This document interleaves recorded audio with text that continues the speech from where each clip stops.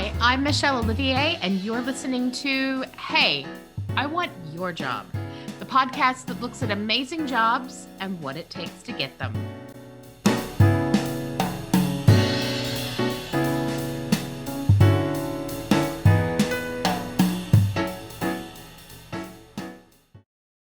Welcome to Hey, I Want Your Job. And today, I do not want your job, but God damn, am I glad that you do it. Because Ashley Connell, I think you are amazing. And I think that what you do is amazing. So tell us all, what is your job title? Yes. So first, pumped to be here. I have so much been looking forward to this. As far as my job title, I am CEO and founder of the Prowess Project. I like that it sounds sexy, and it particularly sounds sexy with the eyebrow angle. And yet, like on LinkedIn and in public spaces, it just looks classy as fuck. Like Thank you. slick and classy. Love it. So, the Thanks. Prowess Project, for the uninitiated, what is the Prowess Project? Yes. So our number one goal is to get women from home to hired. So we have an integrated platform that helps female caregivers with training, access to jobs, and community. We are different because as they are going through the community and the training process, we're gathering hundreds of data points on them, not just on their skill and their expertise, what they've done before from a professional standpoint, but oftentimes more importantly, their behavior style, communication style, learning style, values, and we use all that data to match them up with jobs and teams. Which, as everybody knows, speaks directly to my heart because it means that resumes are not required Oh because my they are God. tools of Yes. evil and oppression. So, hooray, prowess. So, this is not a thing that somebody just wakes up one morning and they're like, you know what? I think I'm just going to get up and just change the world right quick. Didn't start like that either, How? but Yeah. So yeah. how did it start? Like, how did this come to be?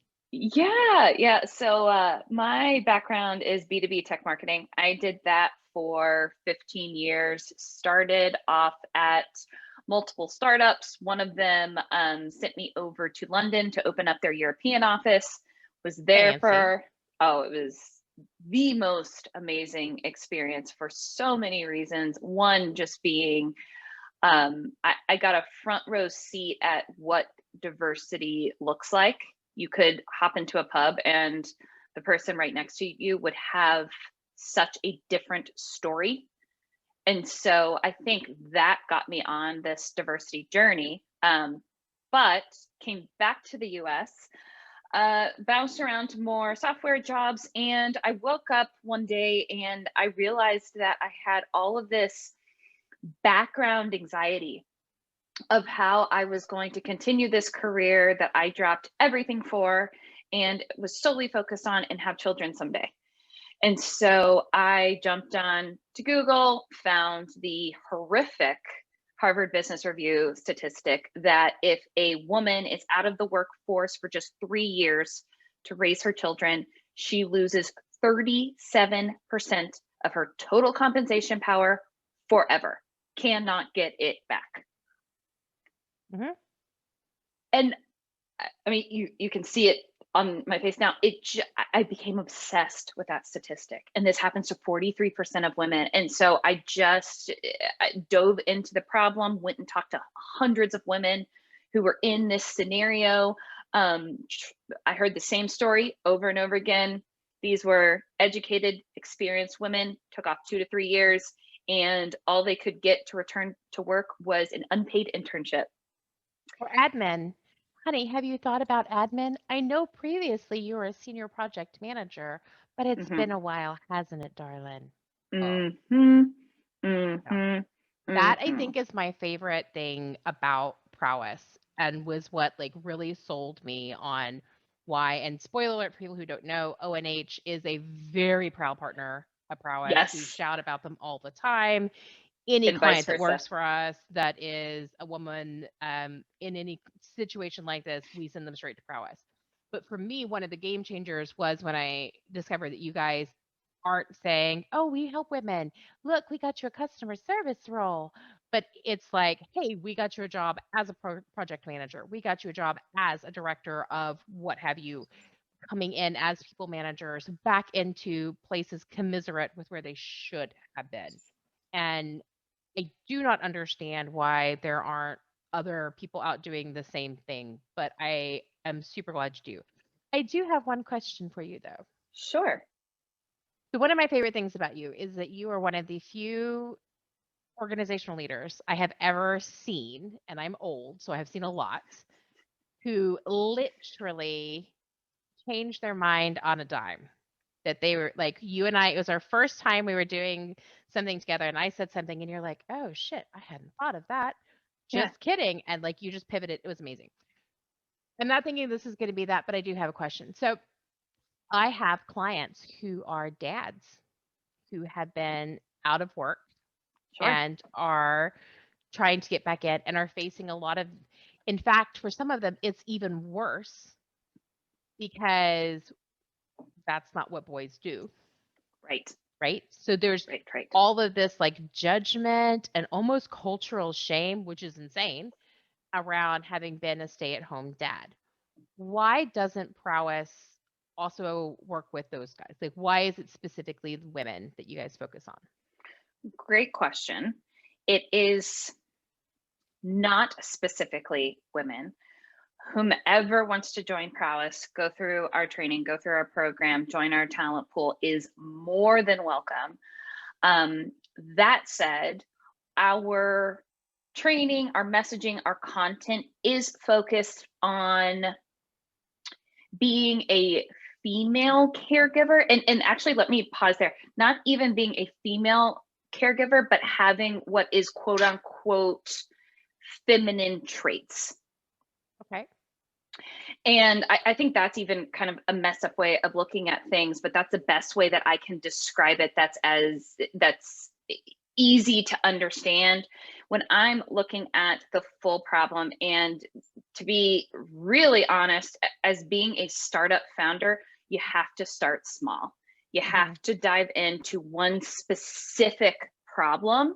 And so we chose female caregivers return to the workforce. That helps us with our messaging. It helps us streamline the whole shebang. That said, more the merrier. And actually, I think we could learn a ton from the dads who are going through that experience, not just like as Prowess learn more, but incorporate more and more of that into our content and make it better and better. So more the merrier. It will send you a few more referrals in that case. Please do. Expand. So that's really interesting. So, okay. So the answer is that it was about starting with the target group and then Correct. taking over the world step by step, one step at a time. Correct. So when you do the EQ evaluations and that sort of thing that are part of the Prowess metrics, where does that come from? Because there's a lot of those on the market. Most of them are horseshit. Yep. You know, Yep. or worse, like snake oil, right? Yep. So where do yours come from and why are yours not horseshit? Yep, I love it. So taking a step back, when we were figuring out how Prowess was going to work, I will give all of the credit to our COO. She's amazing, Leah Steinkirk. We decided to do a mix of our own proprietary assessments and ways of gathering EQ information, as well as ones that most people know. So for example, the DISC. Also, there is VARC, which focuses on learning style, as well as our own. Background on Leah, she has her master's in psychology, and then we brought in an advisor who is a behavior scientist. Oh, so okay. Yeah. So based on all scientists involved. Yes, that's yes. You're way ahead of almost every other product on the market. So there's that. And this is what's so frustrating to me. And we talk about this a lot at Prowess. With a lot of these EQ assessments, personality learning, et cetera, They give you data, not information. And the difference there is, okay, cool. I take a quick assessment and I'm red personality style. That means I'm outgoing. But then what? Yeah. But then what? So with Prowess, we're gathering that information on you, but how we actually utilize it on the talent side is, hey, we are feeding you jobs that we know that you're going to be compatible with because we're gathering the same data on the employer side. And then on the employer side, you come to us, you fill out your 10-minute form and get on the phone with us for 30 minutes. And hey, 3 days later, you have a short list of the top 3 candidates, each with a compatibility score. So I love that. it's taking this super valuable information, but delivering the exact results that both sides of the marketplace are desperately wanting. The jobs. I think it's so interesting. So there's a product on the market called Vervo. I don't know if you're familiar, No. but they are a top of the funnel resume replacement that Okay. measures with skills assessments for using AI tools. So their idea is to take the human bias out, but you get to calibrate all of the tools to match what your standards are. So what do I mean by that? If you are if you're looking for a customer service person and you would say, okay, well, we're going to have them respond to these emails, then you can feed it the kind of language that for your company is good. Because different companies have different styles, right? Some are very formal. Some want you to be chatty. Some of them, so it gives you a chance to do exactly what you're talking about, which is have some of that EQ. And it's such an interesting tool. There's some flaws with it, but it's a great start. And I Sure. love that that's like a generic top of the funnel thing, but it is much more focused on hard skills. So what is Prowess doing around the hard skills? Because I know that's like the first thing every hiring manager wants to ask you about. Oh, but what's their experience? How can you be sure that they know blah, blah, blah? What do you guys do about that? I love that you asked this question. So when they are going through the training, again, as a startup, we had to focus. So we had to pick very specific, quote unquote, hard skills that we wanted to vet on. After talking to hundreds of hiring managers on what they look for, we decided on project management. Reason being is in the workforce today, I know very few people or very few roles that aren't somehow a part of a team and aren't somehow working on a project together. So by our training and us vetting on at least project management, we know that there's so much further in their skills. That skill alone is going to project them further because they'll be able to interact with a team and understand how everyone works together to get an end product. So that was the first. The second is technology. So what we did is we looked, hey, what are the top technologies that are being used today? We went out and asked all the hiring managers the exact same question. And that's how we developed our list of the technologies that our training product not only trains on, but also tests on. So those are the hard skills. In the future, we will be adding more and more specialties. So for example, tech sales or coding or digital marketing. That's a huge one. And so we will be able to speak more and more on, hey, what have these women or men done, and be able to show employers, hey, yes, we believe they can do X, Y, and Z. So is like the long-term future moral domination plan that Prowess Project becomes almost like a upskilling boot camp that combines with an EQ match for employers subsequently? Is that kind of the vision? Good question. I would say,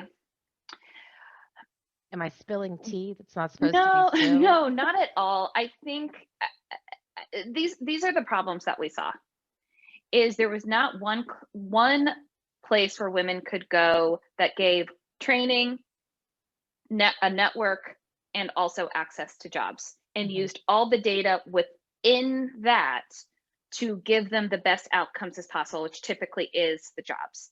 Yeah. So what you just described is two of the prongs of our business without the actual what is becoming the engine, which is the community. So I see Prowess as the platform for, in the beginning, women who want their full selves to come to work. I will say that that's one of the things I really love about Prowess is the community. And I know that the people I've referred have said that like they get as much out of having a social network of people to support them who are going through the same thing, because it's very isolating, especially when you're a stay-at-home mom. Like that is a lonely space. Sure. And then trying to get back into work, you have all of the self-doubt. You feel very removed from the market. You feel like, oh, I had all these connections and they've all dried up because now I am nothing more than a milk producing butt wiper. And I can't put that on a resume. Right. I am delighted to be out of the milk producing camp. I am looking forward to exiting the butt wiping camp. So Oh, I love it. I love it. Good luck, sister. I'm looking forward to that for you too. someday I will only be responsible for wiping my own ass, Ashley. One day that will be here, and I cannot tell you how excited I am for that moment. Oh my God, I love it. I love it. I love it.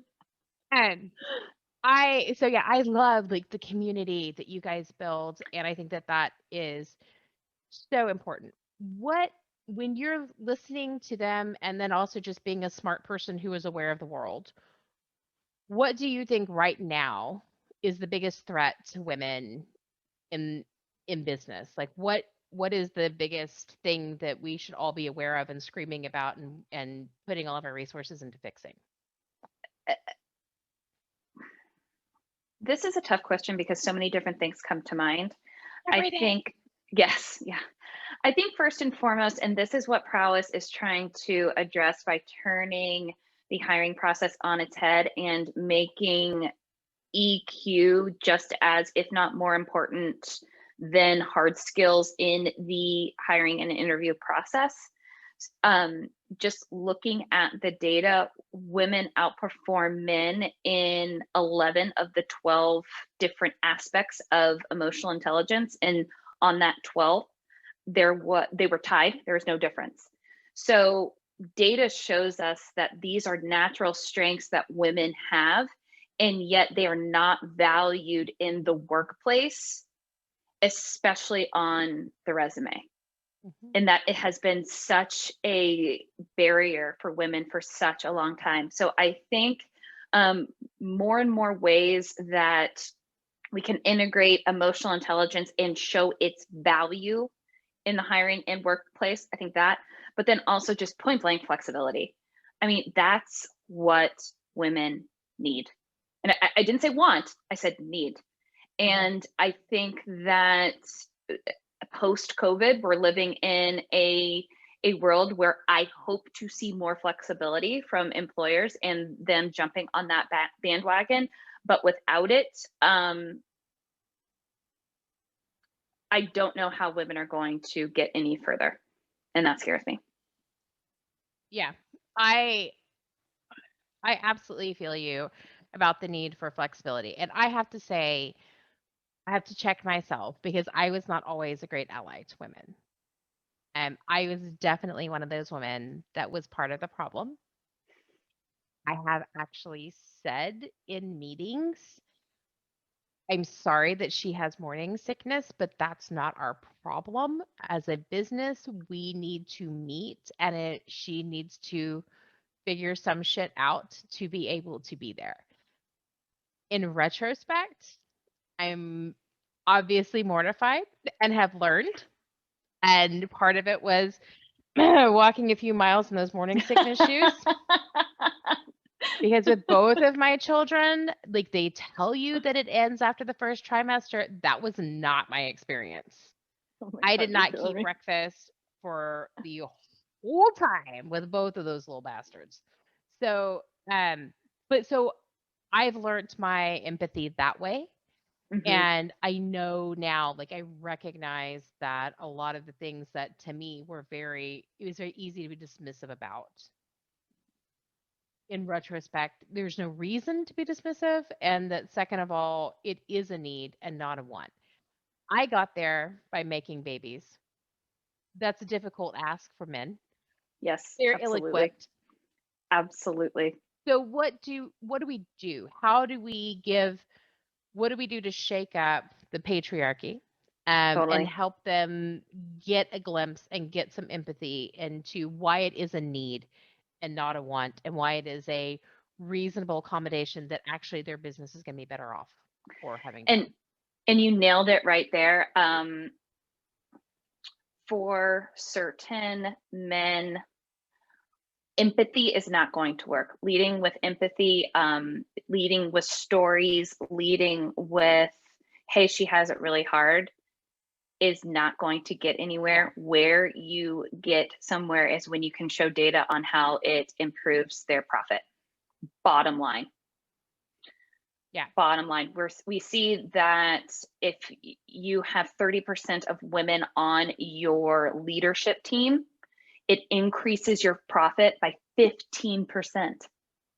That is That huge. is insanely huge. Yes. That is so huge. And so it's knowing statistics like that I think are going to change more minds. But then as soon as these minds begin to change, we need to also come at it with other angles of these stories with data backed information. But saying, hey, she had morning sickness, she can't make the meeting, not going to fly. I'm not Yes. saying that that's not reasonable. I'm not saying that, hey, morning sickness sucks and there's nothing she can do about it.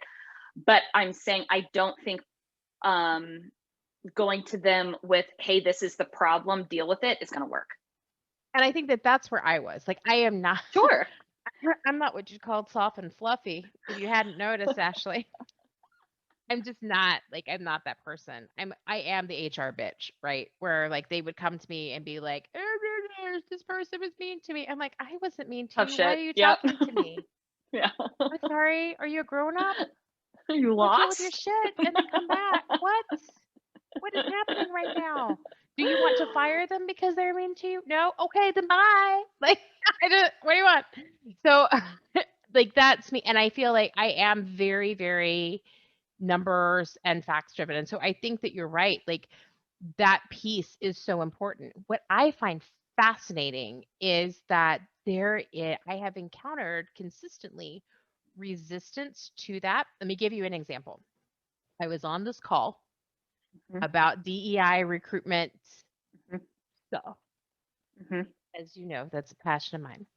And the dude who is in charge of hiring more women for IBM Canada, like that's Okay. literally, oh, irony that it's a dude, Uh, but like that is literally what he does is he hires women to work for IBM in Canada. Had all of this shit, right? All of this data about we measure this place and we figure out where the dropout is and blah blah blah, and this is the success that we've had in getting people in. And people ask questions, but well, what do you do for areas where that's not, happening? Is like, well, we do some retraining with managers, blah blah blah. Obviously he didn't say that we fire sexists, but like I hope that that's true. And so we got towards the end and I said, great, do you collate data about improved performance or comparative performance for divisions that do hit your mm, quotas hmm. versus those that don't, to be able to demonstrate where the performance is? He looked at me like I was a moron and said, there's like 9,000 studies out there about why diversity is a good thing. And I feel like if you're looking for some examples, you can Google.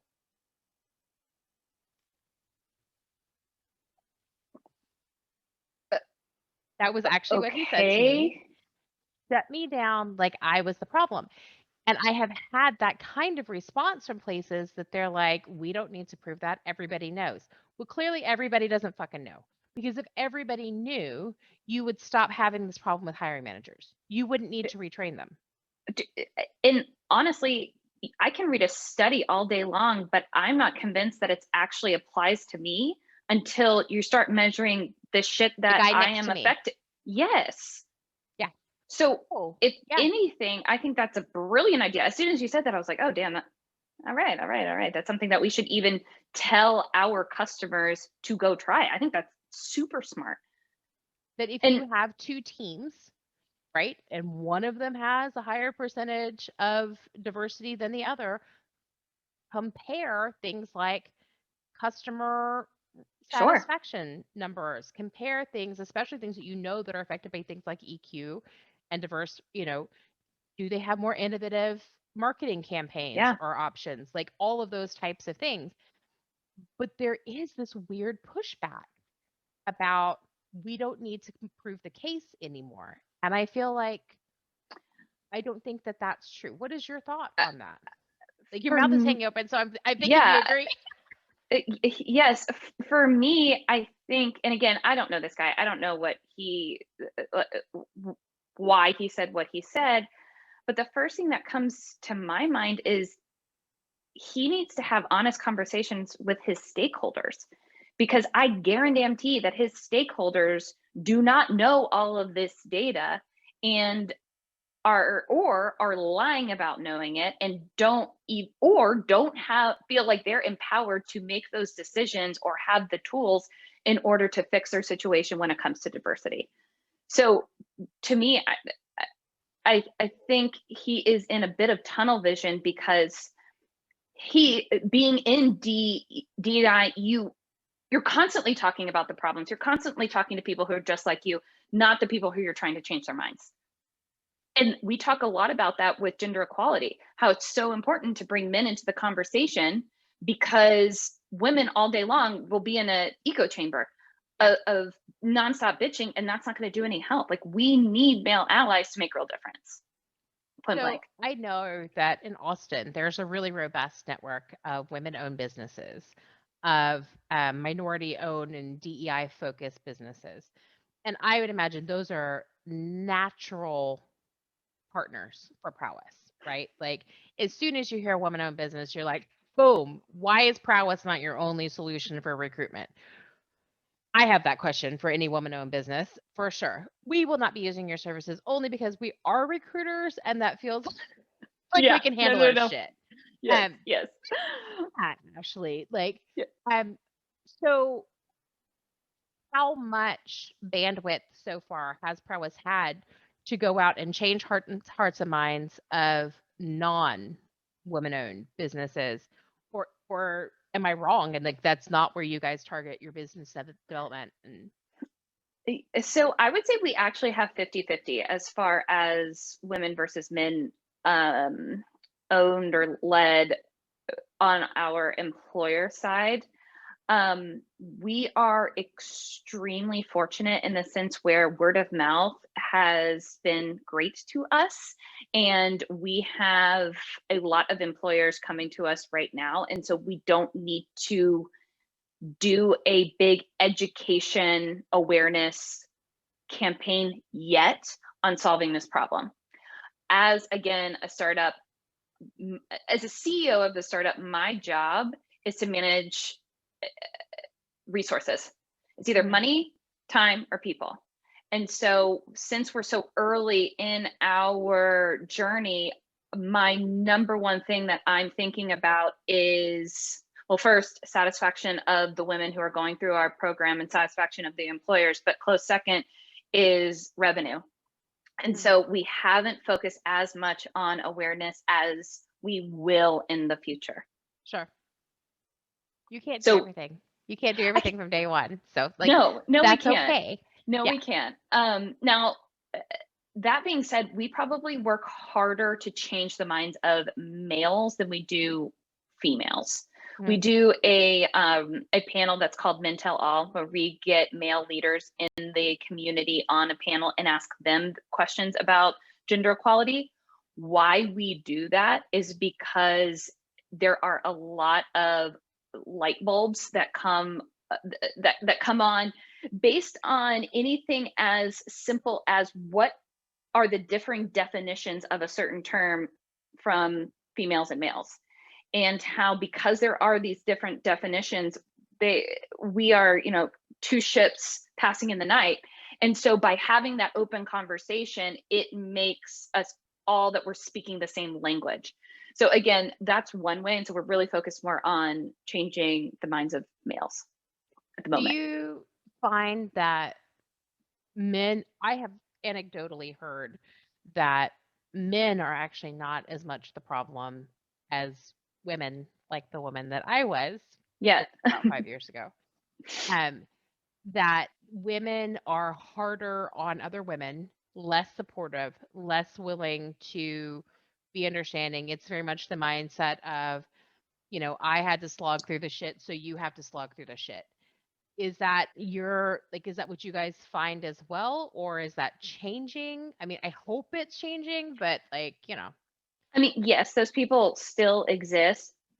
I'll be the first to say they're not attracted to prowess, right? If Obviously. they're being super, hard Yeah, on their female employees, they don't want to align themselves with a mission like ours.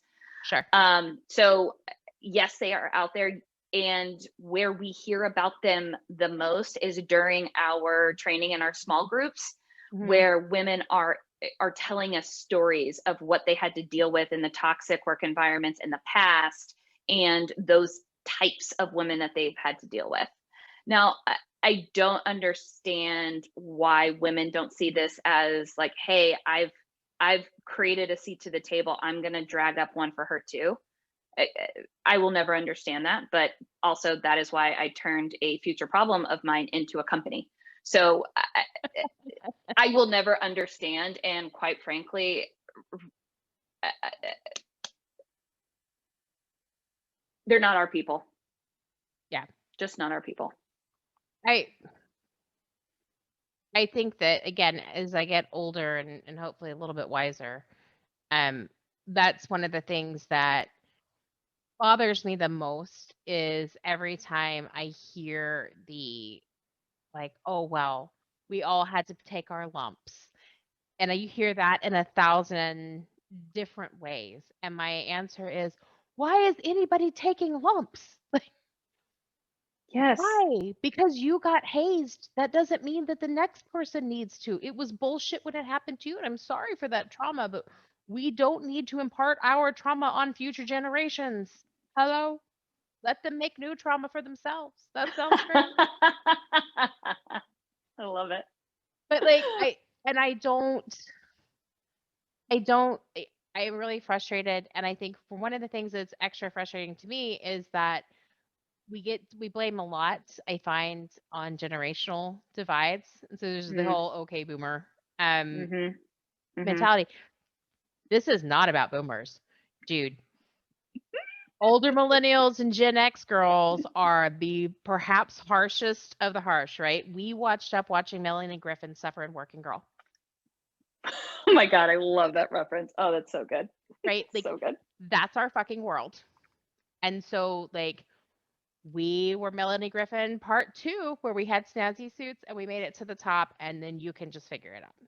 And I feel like that's, you know, that was this model that we grew up with. Like I know I struggled when I was making babies and I was like, I'm going to stay home and be a mom. Being a mom is an important thing to do.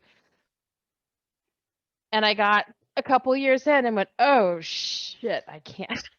Yeah, But a big yeah. part of it was a guilt thing that I felt like it is my job as an educated woman in the modern world to go and demonstrate to my boys that women are in the workplace and women are bosses, and that if I was at home keeping the home and, you know, caring for them and our family, that that was not enough. And I feel like that's bullshit. I was just about to say, yeah, Total bullshit. But I do think that there is an element of like we have all been programmed with this internal guilt for ourselves that then we yes. push onto other people. Yes. Like when we see moms who took 8 years to raise their kids and then they're like, hey, okay, now I'm ready. We're like, what have you been doing for 8 years? Lazy.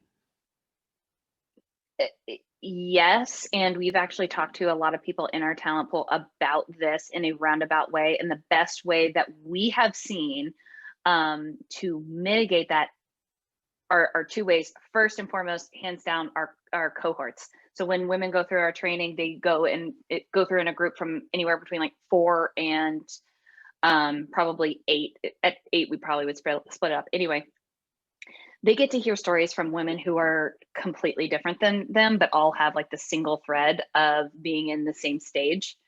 And that has been so helpful because it gives everyone different perspectives. And at Prowess, we preach over and over and over again that there is no right journey.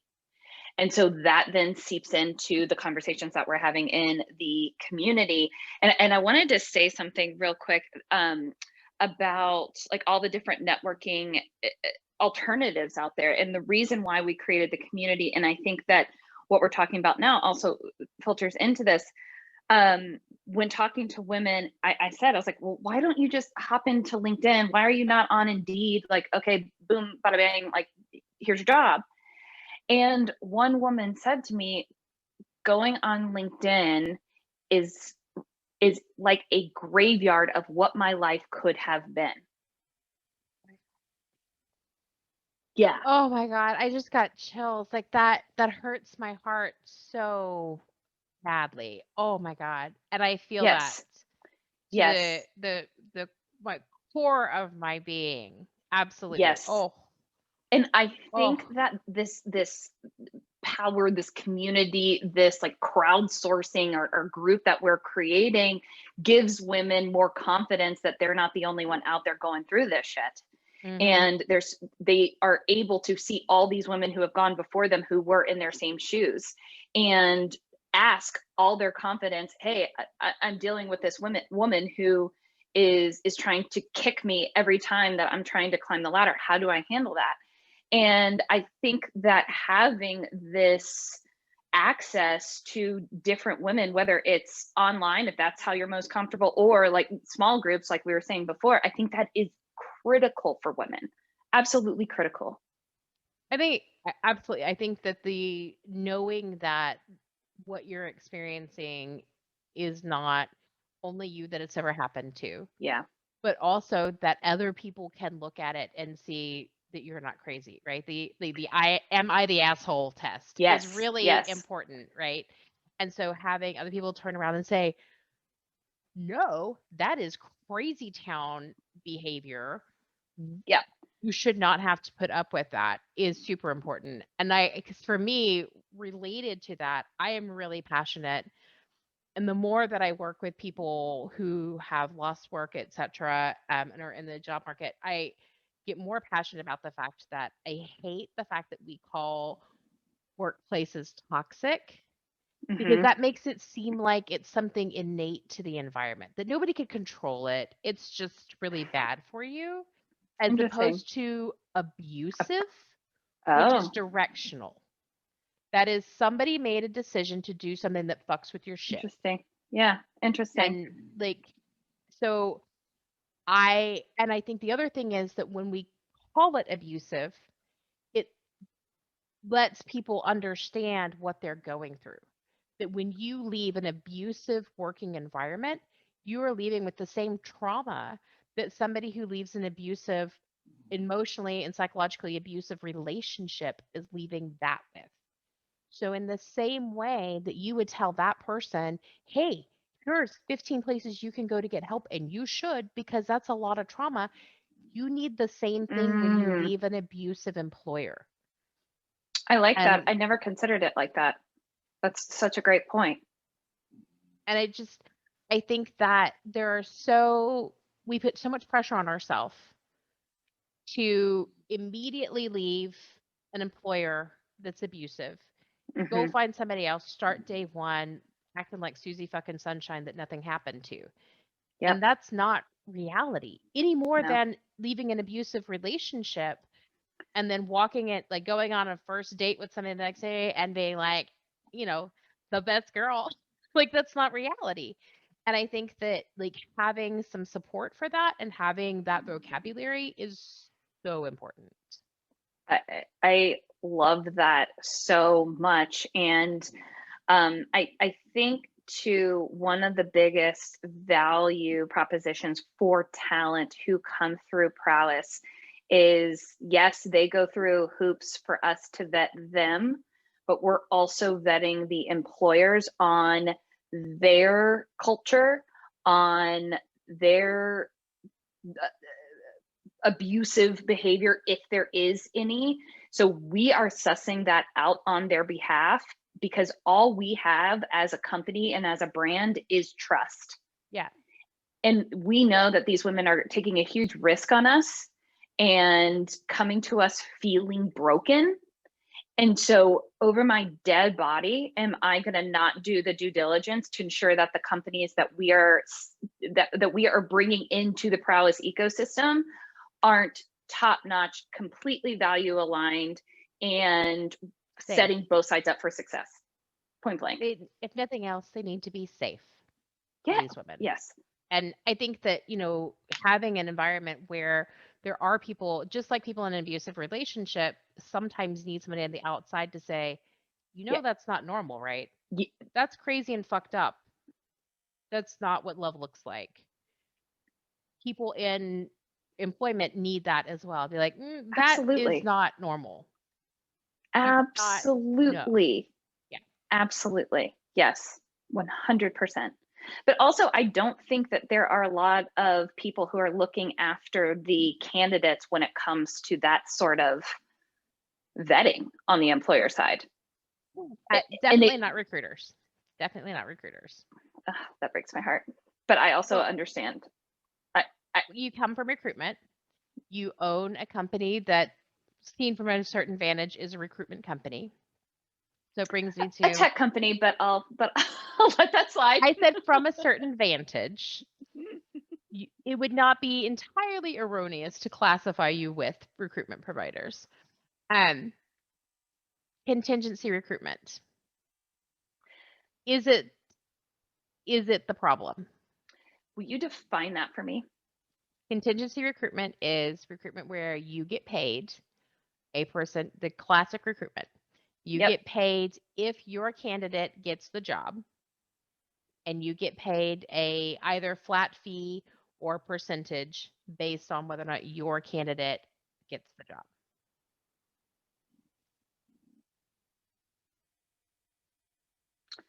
This is a good question. Is that the problem? I think that setup is not the problem. I think with any sort of setup or business model, it is the people that make it either a opportunity or success or a problem. Because if I'm looking at that and I can supply a candidate to a company and I make 20%, whatever it is, I'm thinking about the long run. I'm thinking about the relationship with this client. I'm thinking about, hey, there are so many clients out there. Do I want to attach my name to this client? You, as a recruiter, you also get to pick too. Like a business relationship is always two-sided. Absolutely. But I'm going to problematize what you said, because by having it be, if your person gets something, you get paid, and otherwise you don't eat, then my incentive as a recruiter is not around candidate experience. It's not around anything other than supporting the person most likely to be hired by you, and ideally the person who is going to make the most money, because that gets me the highest commission. Like ultimately that's what we're rewarding from me. So there's no incentive for me to treat the other 10 candidates that you've said no to, or that the 50 candidates that you're never even going to see because they weren't suitable. There's no incentive for me to treat them well in the short term. And I hear what you're In the saying, short term. that in the big And that's what picture, I good recruiters act differently, but we both know that the world is not full of good players. and So, that's what I yeah. mean. The bad players make it a bad solution. The good players are thinking about the long term. And because at the end of the day, what recruiters are selling is their network. That's what they're selling. Their ability to meet people and connect them to what you are looking for. And so And your if expertise and how helping you, how to make those decisions. Like, I think that's part of what we should be selling as well. agreed, agreed. At that point, though, I don't believe it should be 20% if my candidate makes it or I don't eat. I think there should be some sort of base or like consulting agreement too, because that's a different offer. Yeah. Helping them make those decisions and guiding them through that process, that's a different offer than I'm just sourcing people for you. So this is very interesting. So you and I are actually, I do not, I really believe strongly that contingency recruitment is the basis of this because it innately commoditizes human beings. It turns a candidate into a cheeseburger that I'm trying to sell to the highest bidder. And so, whereas non-contingency based recruitment, so when you work in partnership with Mhm. somebody, the candidates are human beings and you're now facilitating a good match as opposed to being, again, commoditizing the person. Is my So, personal belief, but that is definitely my personal belief and my oh, soapbox. totally. Well, no. What I'm more curious on is, okay, we talked about contingency and that's like the eat or don't 20%. What's the alternative that you're 25 to suggesting? 30 these days, Ashley. Oh, 25 to 30. Just FYI. Yeah. Good to know. Um, what's the alternative when you were talking about partnership? How is that being compensated? Like, how So would we you like work, to see the? yeah, so we work hourly. So if you want to hire us to be your recruiter, and people do, um, Mhm. um, believe it or not, they just No, pay us stop. on an hourly basis. So there is one charge for the stuff that you're talking about. That's the different level of package, right? That's the stuff that Right. I bring because I've been doing this shit for a long damn time. And then Totally. there's a charge for our network. So for our sourcing, like finding the people, but it is just a flat hourly charge. Hire our people, hire somebody to apply directly. We don't give a shit. We're here to help you achieve your goal. So Use how us. do you how in that same vein, how do you feel about salespeople structure when it comes to commission? I think that it depends. I have no problem with selling things that should be sold. I have a problem with selling people as commodities. So if you want to sell my services or if you want to sell widgets, go nuts Hmm. because that is a commodity. That's an appropriate thing to be targeted on that way. But when we're talking about how we treat other human beings, the more we incentivize people to engage in that process like a Hmm. sale, Hmm. the more we we take away their humanity. We turn them, like I said, into a commodity to be bought and sold rather than looking at them as unique human beings with unique needs and abilities and everything else. And so that to me needs to have a strategic partnership with somebody helping to facilitate making introductions, etc. And if you want to have 5 different groups, go freaking nuts. I don't care, but don't reward them only if they get the sell, because that is at that moment, that's when you've made that shift, right? You're no longer prioritizing that person as a consultative process, meeting of two minds, everybody has needs and all that gets valued. Instead, it's how many widgets can I sell you, where widget here happens to be a Java developer or whatever. I see what you're saying. I definitely think that that is two different types of recruiting and maybe so I'll be super honest. My background is B2B tech marketing. Yeah. And all of a sudden, here I am, the head of what some people could call a recruiting company. So as I feel completely comfortable saying, hey, I don't know, I haven't thought through that. That's very However, fair. yeah. However, I definitely hope, and this is me like rose colored glasses, that more people are looking at people at like sales people of antiques look at their products, where each one is very different, each one is valued for its own reason, and then they bring it to the collector versus exactly what you were saying, widgets. Now, again, rose colored glasses, I built Prowess for a certain way that focuses on all the unique qualities. So again, looking at it from that frame. And I think that the most benevolent interpretation of recruiters is exactly what you described. We're curators bringing you a special, but that is not the reality. And the reality is what Which is a huge people, shame. yes, but that's where you get people, that's why people are ghosted. That's why people, recruiters post jobs that don't even really exist just so that they can build their own funnel. Like all of that crap is what comes from, in my opinion, the commoditization of human labor. Yeah, And I totally see that. Michelle, second time you have really thrown me something that I'm going to chew on. This is actually your fault if I wake up at 3 a.m. and I'm like, oh my God, contingency recruiting, is it the death of all of us? I'm calling your ass and being like, I'm going to be tired. My team, play Michelle.